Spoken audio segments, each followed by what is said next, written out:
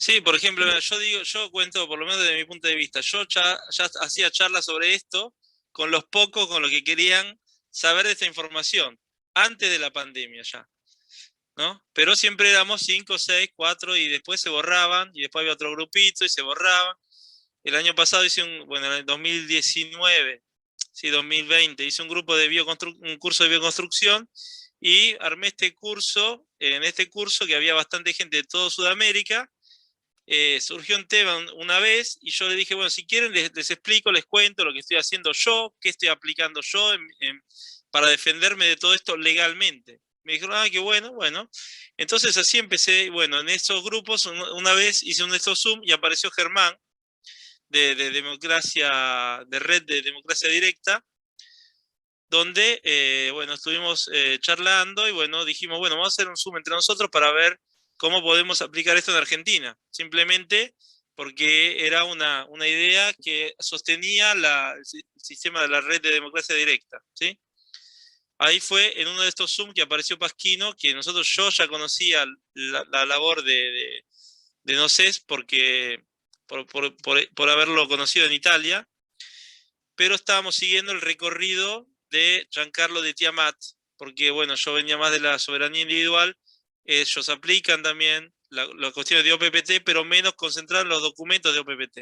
O sea, son documentos muy autogenerados, o sea, gente que hace más de 20 años que está con esto, y entonces con la cuestión de la soberanía individual, de la ley natural, el Tribunal Popular, de un sistema monetario soberano, por ejemplo, que ya está hace 7 años que lo tienen aplicado. Entonces estamos hablando de toda digamos, una camada de información que ya se viene aplicando desde hace mucho tiempo individualmente, ¿sí? Lo que después decidimos de hacer, se sumó Diego, por ejemplo, en este Zoom, y Pasquino, lo que decidimos de hacer era de sumarnos al grupo de OPPT de Italia. ¿Por qué? Porque percibimos la energía. Entonces dijimos, bueno, vamos a seguir este camino, que siempre, por ejemplo, Giancarlo Tiamat también colabora con todo lo que es OPPT, o sea que no es que, pero como mecanismo, el mecanismo nos pareció, por lo menos en el caso de lo que estábamos desarrollando, el grupito que éramos 8 9, nos parecía digamos, lo que iba con la energía más contundente, ¿no?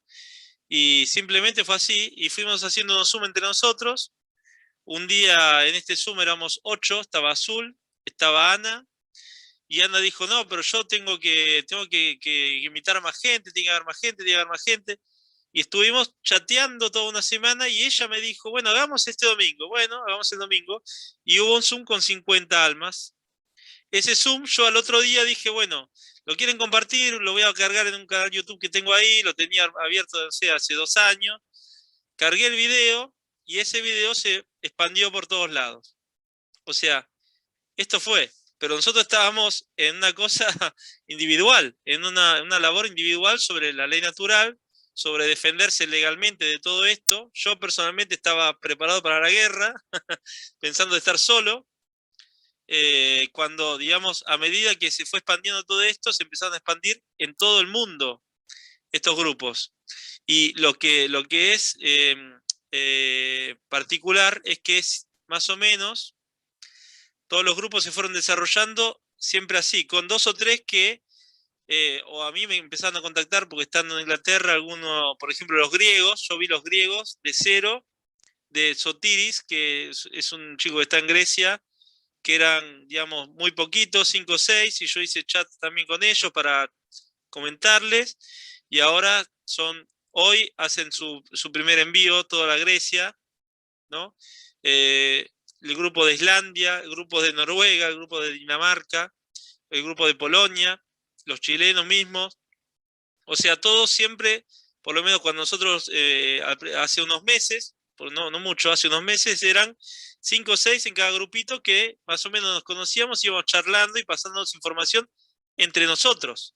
Más o menos lo mismo que estamos haciendo ahora, solamente que principalmente en inglés o como mucho en italiano, porque hay también muchos italianos por todos lados que están viviendo, por ejemplo, en España, muchos de los que arrancaron son los de Canarias, que están viviendo en Canarias, son italianos que viven ahí y que empezaron a armar todo desde ahí. Entonces, es toda gente, digamos, que no se ocupa de ser, digamos, de hacer esto como trabajo, ¿no? No lucra con esto, y todos lo estamos haciendo, digamos, como autoconvocados, ¿no? Todos estamos, digamos, tratando de ofrecer, digamos, todo lo que podemos desde su lugar, ¿no? Y del conocimiento que cada uno tiene y cada uno va aplicando. O sea, no somos infalibles, ¿no? Simplemente, yo por mi parte había estudiado mucho todo esto, todos estos, digamos, mecanismos legales, y esto era independientemente de OPPT. OPPT es algo que sirve para reforzar lo que es la ley natural, que ya existe, ya existía antes y va a seguir existiendo, ¿sí? Esto es lo importante que tienen que entender, que acá OPPT fue un evento. Bueno, el hecho de que, digamos, se sumara el evento de OPPT, el hecho de que en OPPT se descubriera que los países están registrados como corporaciones y que haya habido una acción que aparte fue bloqueada por 7 años. Vamos a hablar también de qué pasó en Italia. A ver, vamos a hablar, porque esto también lo voy a contar para que ustedes lo sepan. Yo me enteré también en 2013 de la acción de OPPT, y en el 2013, de repente la información que había fue perdiéndose. Alguno dijo, no, pero es mentira, no es verdad, no funciona, o no, no es falso, y bueno, ahí quedó. Yo no le di más importancia y seguí con las cuestiones de soberanía individual. Por ejemplo, a Alessandro Di Gaia, que tiene su blog, que siempre ponía detalles sobre la jerarquía de leyes, mecanismos legales, todo eso. Yo seguía a esta gente, y mismo Tiamat también ya lo seguía en su momento, ya más o menos en el 2014, 15. Entonces, bueno, ¿qué pasa? En Italia, en OPPT hizo su primera acción, digamos, la primera acción más contundente, que es el famoso Declaration and Order, en diciembre de 2012, ¿sí? En enero de 2013 había un grupo en Italia que ya estaba estudiando los documentos que OPPT iba depositando. Lo estaban estudiando, ¿sí? En marzo, me parece, la Procura di Trani, que sería ayúdenme con la traducción, la Fiscalía de Trani, que es una ciudad de Italia. Había un fiscal, parece que en este momento está en cárcel, ¿sí? Por haber, digamos, por haber expuesto justamente OPPT. Todavía hoy está en la cárcel, ¿sí? Lograron encarcelarlo. Bueno, él contactó al grupo de gente que estaba estudiando OPPT y les preguntó, ¿qué tenemos que hacer? ¿Sí?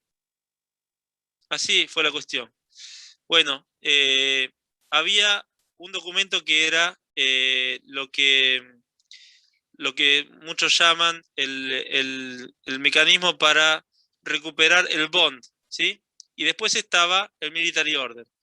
Bueno, les comento que el lunes que viene vamos a tener a Bárbara, que estaba en ese grupo mismo, en el primer grupo, que en enero de 2013 ya estaba estudiando los documentos de OPPT, lo estaba traduciendo y estaba viendo el proceso mientras se producía en vivo, ¿sí?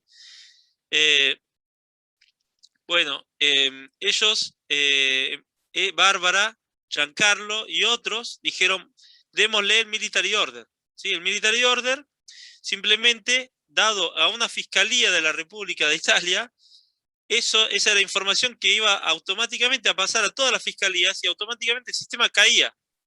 O sea, era inmediato. Aparte que energéticamente, vean cómo es la cosa, esto estaba guardado en la fortaleza de Estados Unidos, ¿sí? Porque es la fortaleza militar. Pero, ¿quién tenía que hacer la acción energética de desmarañar esto? Los italianos. Y todavía hoy, los que están haciendo la labor grosa son los italianos, porque todo el sistema, al final, deriva de Italia, ¿sí? Es Italia quien creó los bancos, es Italia quien está el Vaticano, es Italia que hizo el derecho romano, es Italia que... Entonces, bueno, los italianos tienen un karma, entre comillas, y lo tienen que resolver, son responsables.